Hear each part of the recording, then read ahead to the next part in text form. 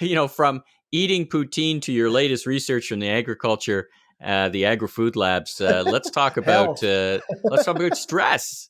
Yeah, let's talk about health. Let's talk. It's We've kind kind of of funny because jokingly a I'm little releasing bit. a book on poutine, but at the same time, our lab is also releasing a Yeah, study on health and weight management. yeah, yeah. Well, it is the dichotomy of our lives these days, right? I mean, we've talked over the course of our podcast about this COVID-15, take picking off the freshman 15, people eating more at home. But what now we've got some numbers to it. You've gone and done some research and tell us about your findings and stresses and what did Yeah, you find? so we wanted to know whether or not the COVID-15 is a thing, and it is a thing. Canada is much heavier than before COVID, and of course, uh, in adulthood, you should expect to gain weight. I think naturally, everyone, as you grow older, it becomes more difficult to lose weight. But we're talking about undesirable, unintentional weight gain here. And so what we realize is that there's almost three Canadians in five have actually have seen their weight change in the last 14 months. 43% have actually gained weight in Canada.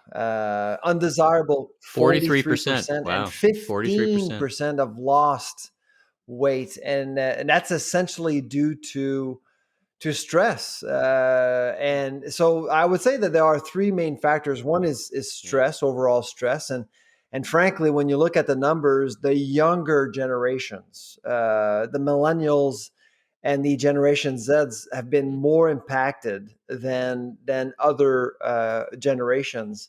Women have been slightly more impacted as well when it comes to stress as well.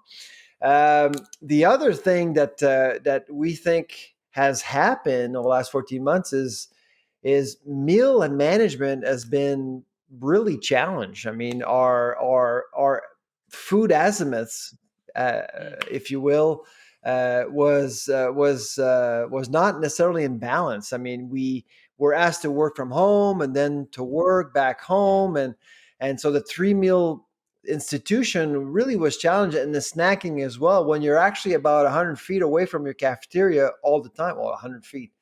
Sometimes it's you're in the cafeteria, you're right next to your fridge working away, and so the temptation Right. is certainly there.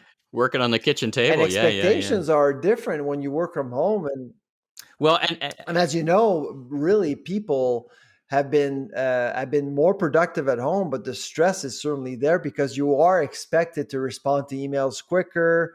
You're expected to execute much quicker on anything you need to do, and I suspect that food became that escape, and as a result, people have gained weight.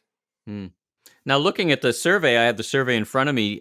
Talk about this COVID-15. Is there something to that? Like, what's the predominant weight gain? You talked about 45% of folks who've gained weight, but what's the average kind of amount of that? What's the order of magnitude that we're going to be dealing with? Because I think it's a really interesting study because when we think about long-term health implications of the Oh COVID yeah. crisis, on the one hand, you've got way more people, way more aware of some basic hygiene things. I mean, there's no flu, for example. Maybe we'll be wearing masks. I mean, certainly we're all thinking about our health more than any of us want to be, really. But is there a downside? Again, another downside with a bigger health crisis with issues brought on from weight gain. So, what was the average? If you could speak to an average of weight gain, what was your Yeah, impression of so in terms of putting a number in terms of pounds, what we've noticed is that more women than men have gained weight.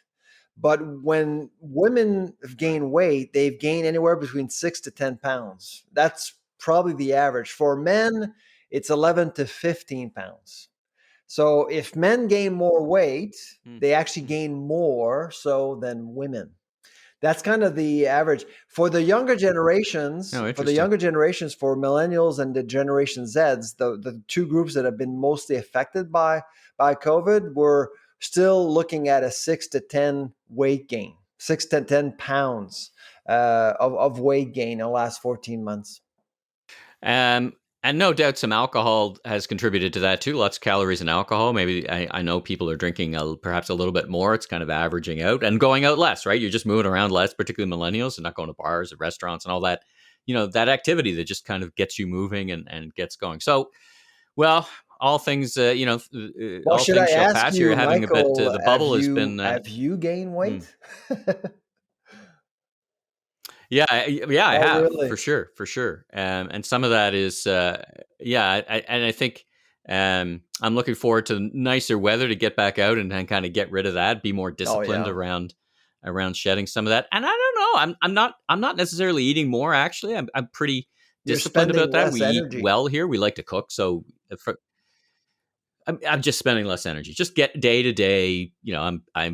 I'm here, right? So I think I need to be much more disciplined. And we were talking off mic about booking times, and I need to just book it in my calendar. I'm going outside to go biking for a couple hours. I know you're a great cyclist as well. So I know you're quite you're quite fit. What about yourself? Which side of the ledger are you on? I haven't gained any weight, of course, but I've worked hard in making sure that I stay fit. So this morning I went for a jog. So because I'm starting to get back into summer shape for cycling in June, July, and August. But I'm mostly concerned for my kids. Really, I have three daughters, and they're Yeah, fine. They're yeah, fine. It's just their metabolism is very quick, but that's not going to last. It's more about I'm more concerned about habits and staying yeah. indoors. So It I'm doesn't last. trying to make sure that they Yeah. go outside as much as Yeah. possible. Well, and a little more harder than it used to be in Halifax, right? I mean, we're talking here in mid March. You guys have got some challenges, right? The bubble has been pierced, so to speak, and you've got a bit of COVID challenges. So good luck with that.